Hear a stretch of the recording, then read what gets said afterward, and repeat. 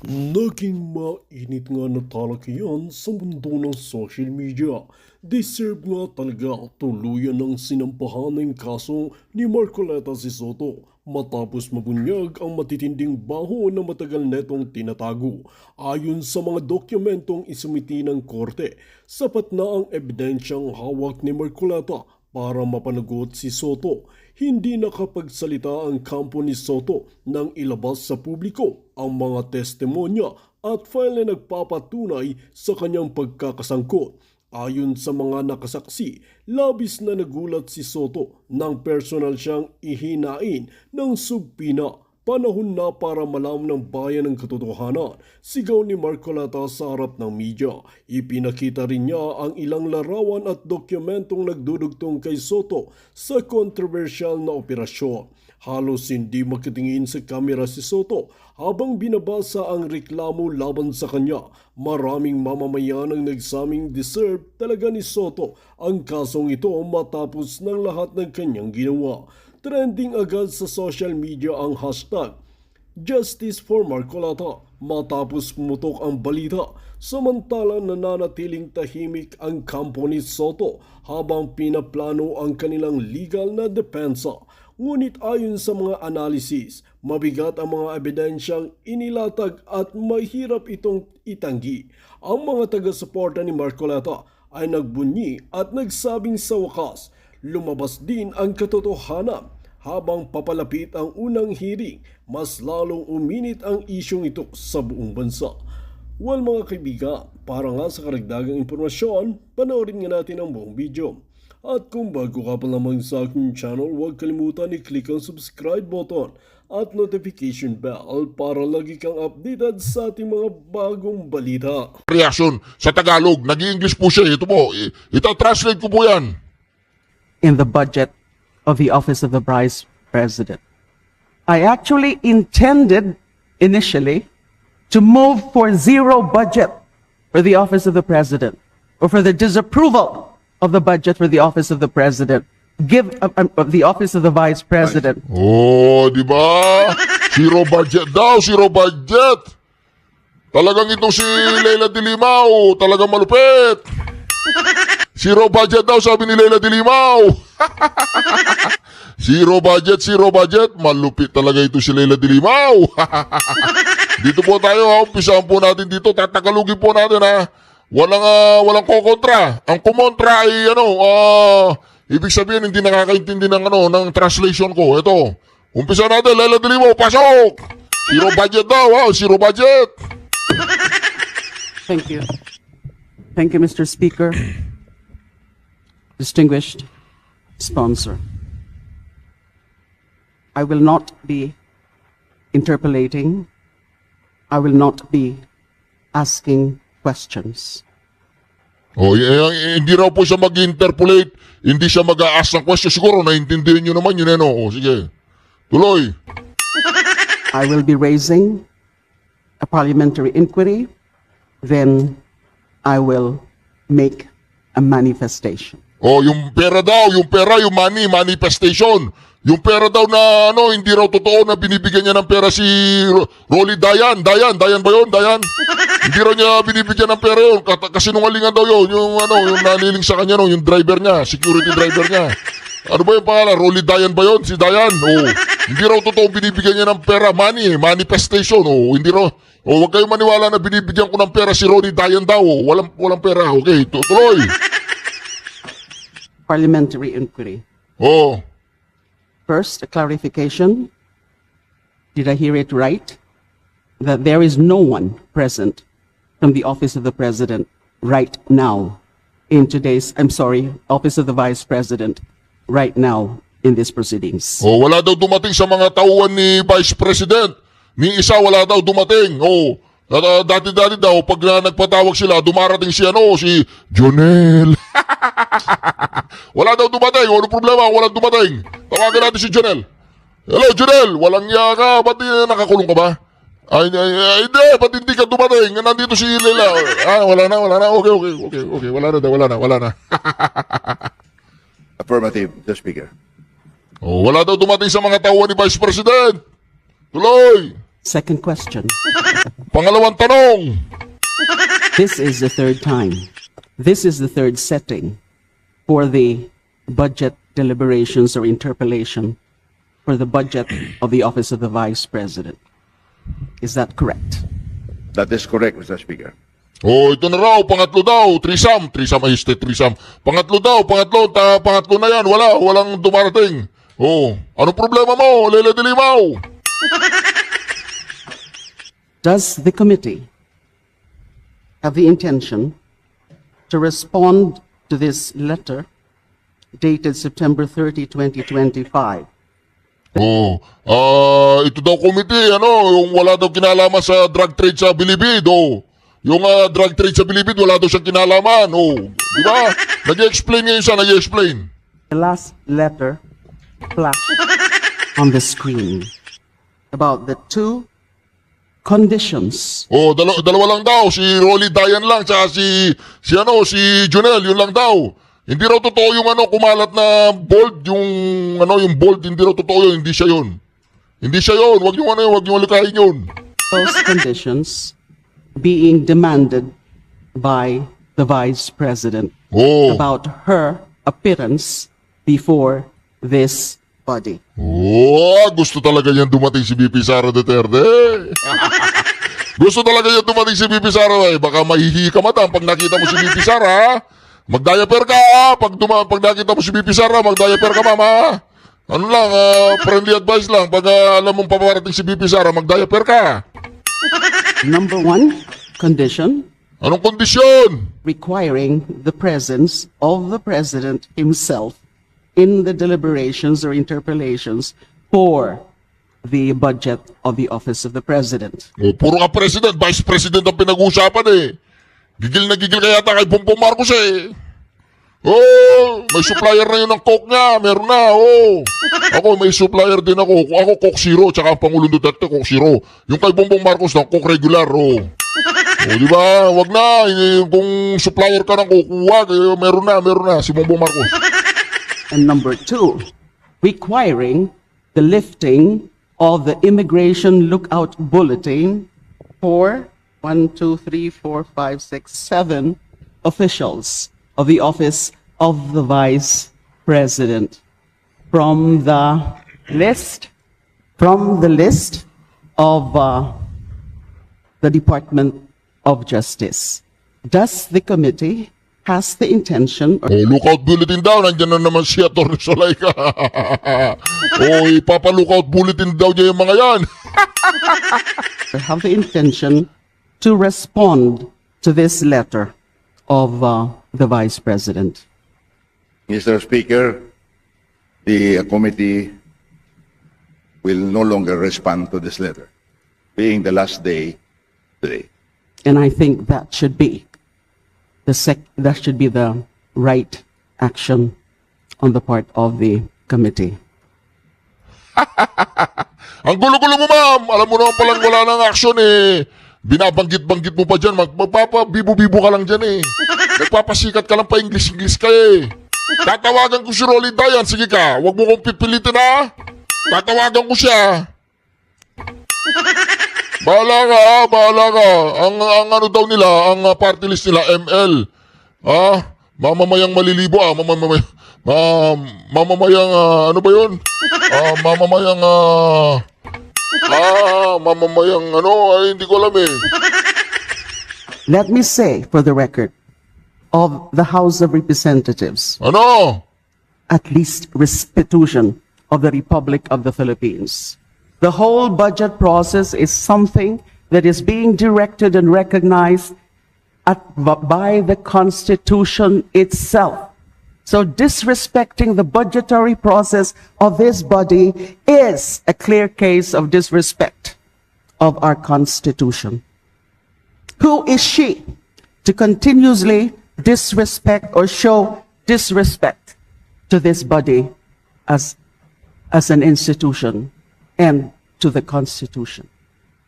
If she can afford to be showing herself up to the Senate, including Who is she? Galing ah. Who is she?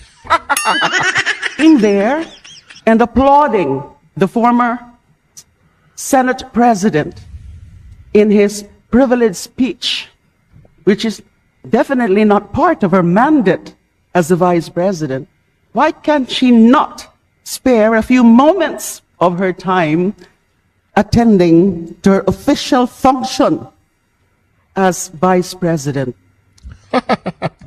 Walang respeto itong babaeng to, no? Hindi niya ilala, who is she? Vice President siya, ma'am.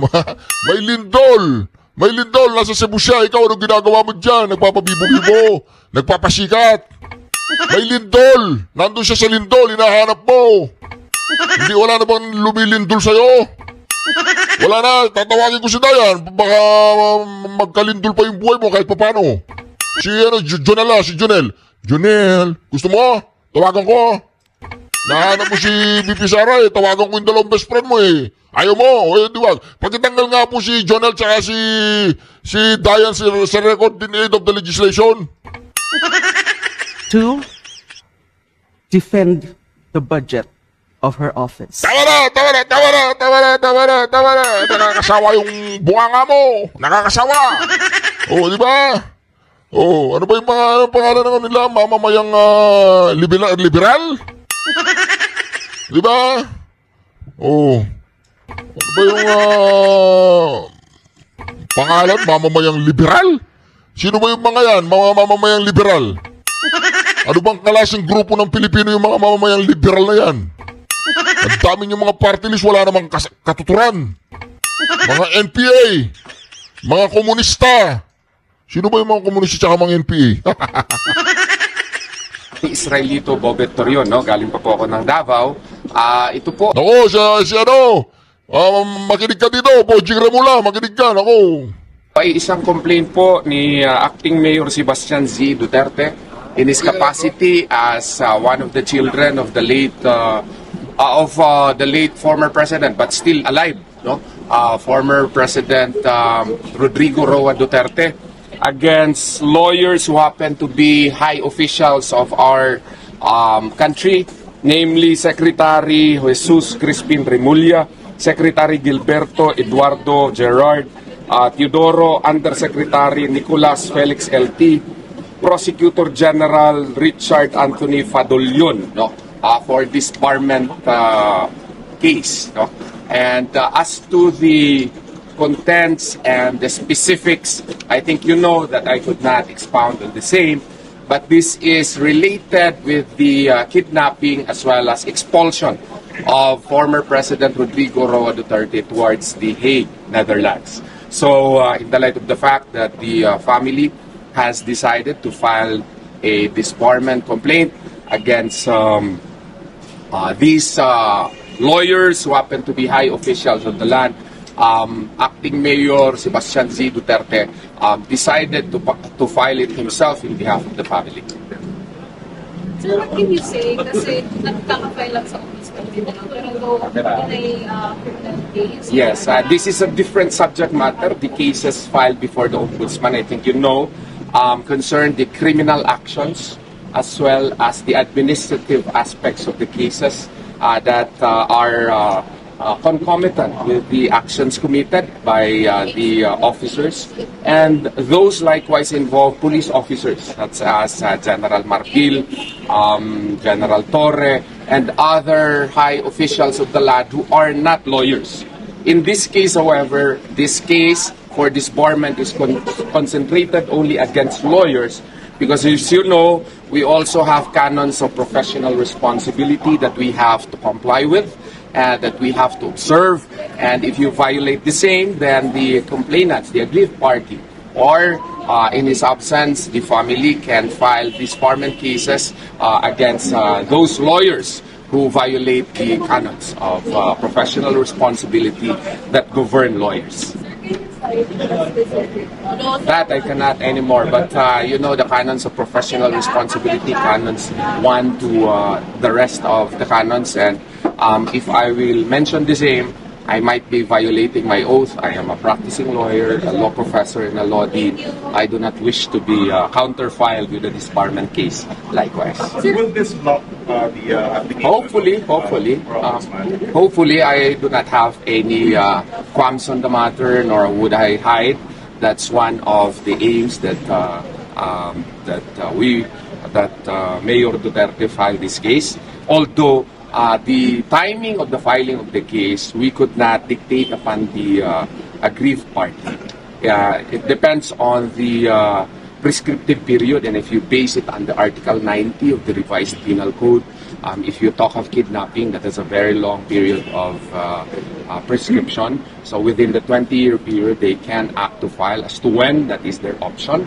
And in this case, the family has decided really to file criminal, admin, and now disbarment cases against the lawyers involved in the kidnapping as well as the expulsion of the former President Rodrigo Roa Duterte. Sorry to be clear po. Yes. Mayor Sebastian Duterte. Acting Mayor Sebastian Duterte, in his capacity as one of the children of former President Rodrigo Roa Duterte. Yes, sir. He's filing this disbarment case to block the ombudsman. No. Principally to make him liable for the violations that he committed under the Code of Professional Responsibility, and on the side, if that would cause the blocking of his appointment, then that is one of the consequences of his actions. Family na pagit po ninyo, bukod po kay acting mayor. Well, siya lang pa po ang nagperma dito, but he has the power to do so, and it is the choice of the members of the family as to who will be the complainant. So in future updates pa po the cases. That would depend on the family if they will file. Another option would probably be an action for damages under the civil code of our republic, and there are other options likewise, such as but not limited to filing before international bodies. But I would leave that to the family to decide. Sir, any comment? Forum shopping po po. The persons would say that should apply to become my student in JMC Law School, because there are elements of forum shopping, one of which is identity of parties, identity of causes of action, the reliefs demanded. As you can see, the party here is different. This is not Amy Marcos, this is Sebastian Duterte. So the first element is therefore not complied with. The identity of causes of action is different.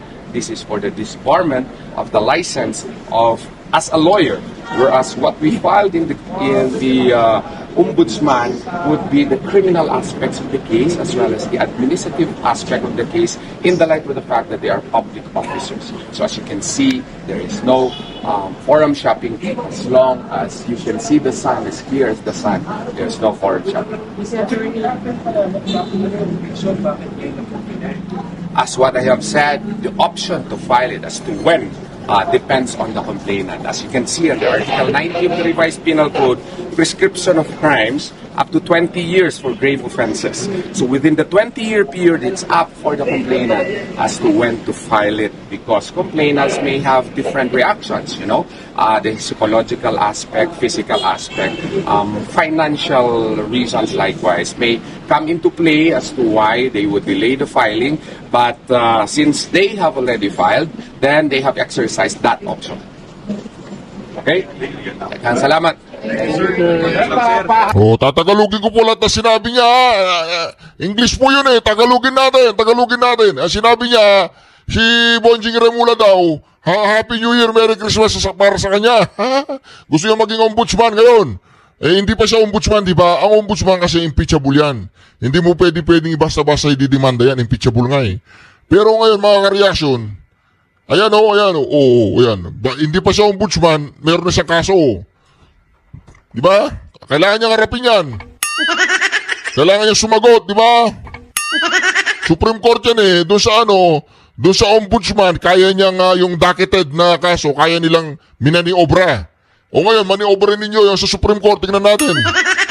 Ang galing ninyo yung sa Supreme Court. Majority Leader. Diba? Recognize Oh. the Thank you, Mr. President. Last but not least, to sponsor the measure, Senator Rodante Marcoleta, Mr. President. Senator Dante Marcoleta is recognized. Mr. President, distinguished colleagues, I rise today to co-sponsor proposed resolution number 144, urging the International Criminal Court to hold former President Rodrigo Duterte under house arrest. Nais ko pong linawin na tayo ay hindi humihingi ng kalayaan mula sa proseso. Hindi rin po ito pag-uusga sa merito o katotohanan ng mga kaso laban kay dating Pangulong Duterte. Ang panawagan lamang natin ay para sa isang makataong konsiderasyon, that he be allowed to be placed under house arrest given his age and frail medical condition.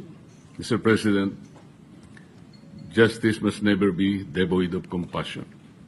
Accountability may be demanded, trials may proceed, but at no point should our humanity be surrendered.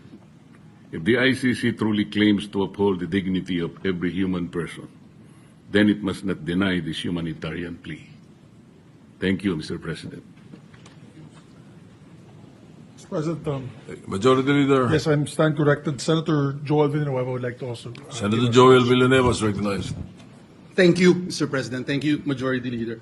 Mr. President, please allow me to express my deepest thanks and gratitude to my colleagues in the minority bloc for pushing for this resolution that I am supporting, Mr. President.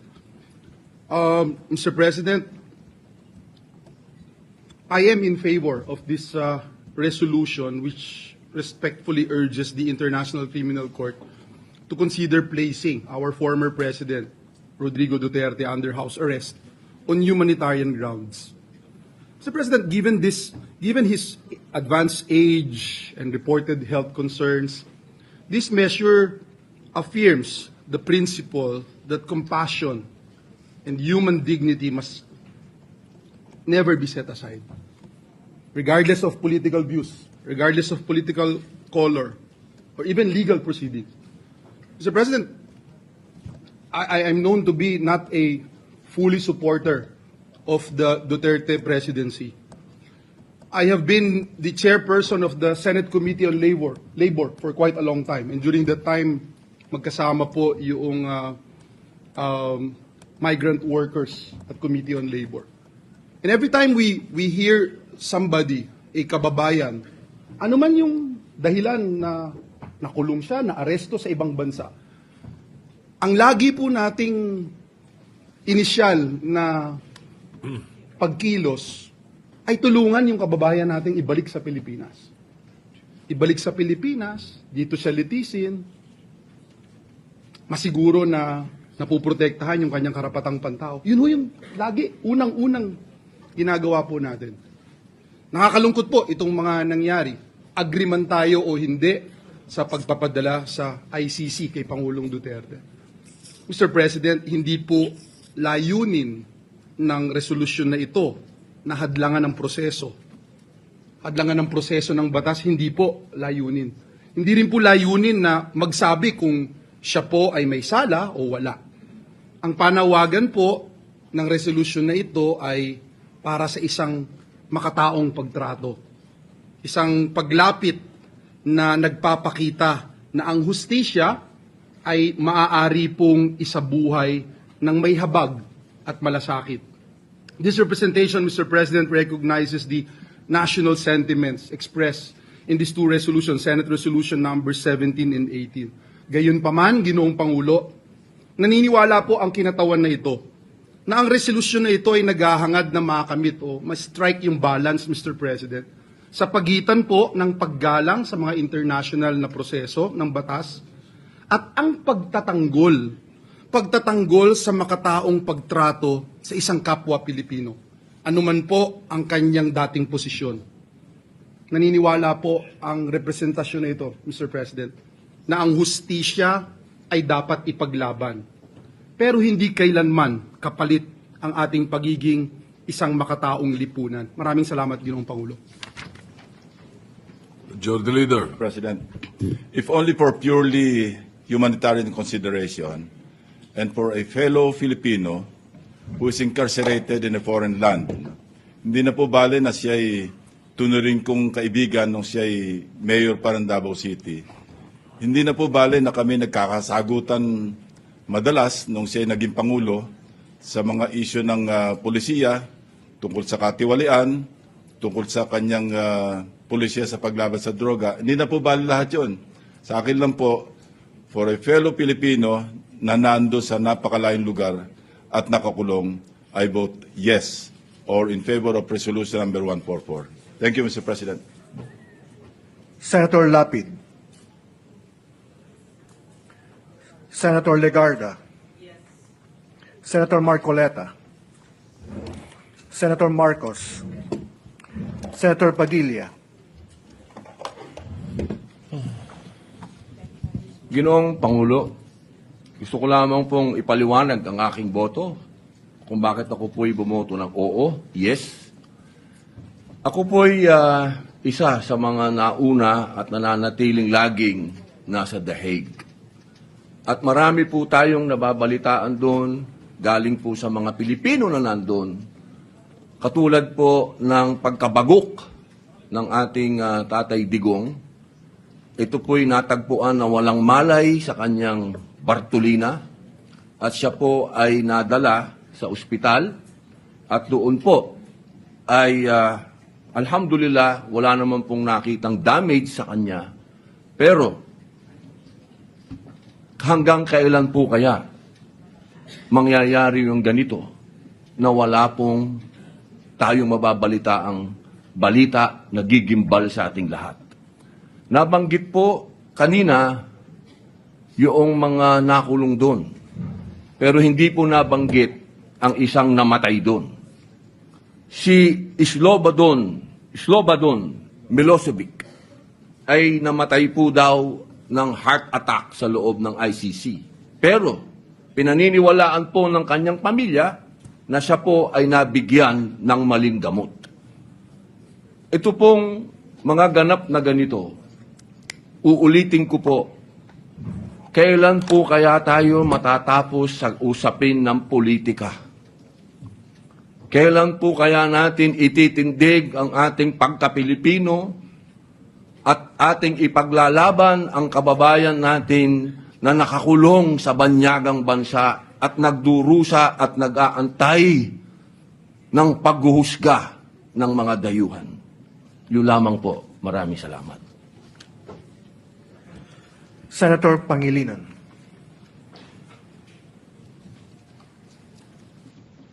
Ako po ay bumuboto ng no. Pinakinggan ko ang mga sponsorship speeches ng ating mga kasamahan. Tama naman. May basehan para sa humanitarian consideration dahil may edad na. Hinihingi ng isang paraan para ma-house arrest. May basihan po ito base sa mga argumento na nabanggit kanina. Subalit, gaya ng nabanggit kanina ng ating majority leader na si Senator Zubiri, sinabi niya magagalit ang mga biktima ng EJK. Libo-libo ang pinatay. Libo-libo pa ang nawalan ng ama, ng ina, ng anak, na ang hiling ay hustisya.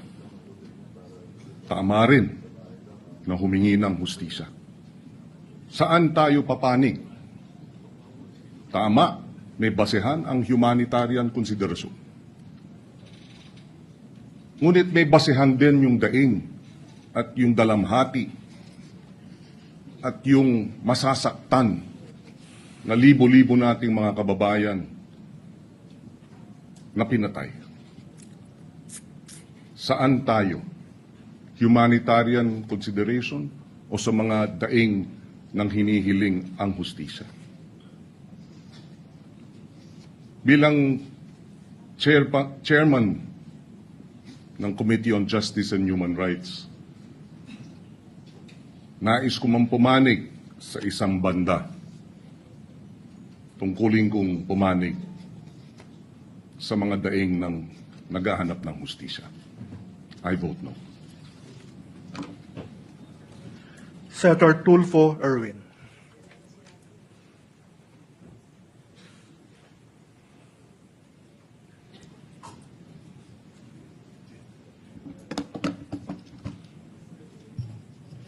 Mr. President, distinguished colleagues, and my countrymen, this resolution will further divide our nation. But I rise to explain my vote in favor of a Senate resolution requesting the International Criminal Court to place former President Rodrigo Roa Duterte under house arrest rather than continued detention at the ICC facility in The Hague while awaiting trial for crimes against humanity. Mr. President, my decision is not a judgment on the merits of the case.